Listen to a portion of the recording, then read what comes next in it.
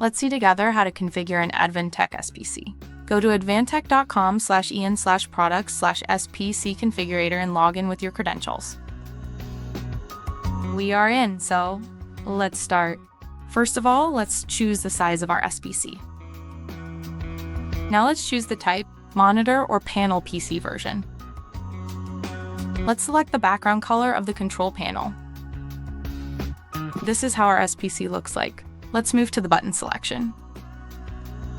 For each button, we can easily select the function needed. Let's select the function of the first button, and here we want an USB 2.0 port. Now let's select the RFID function. It's the turn of the second button, and here we want a buzzer. For button number 3, we select a two-way key with maintained 60 degrees latch, selecting NO and NC. For the next two buttons, we need a push button. The first one is latch, green with NC and NO set to 1 and illuminated. While for the second one, let's select momentary in blue color. And finally, we select an illuminable e-stop push-pull button for the last button. Here we are. With a few clicks, our SPC is ready. Now we just save and download our configuration.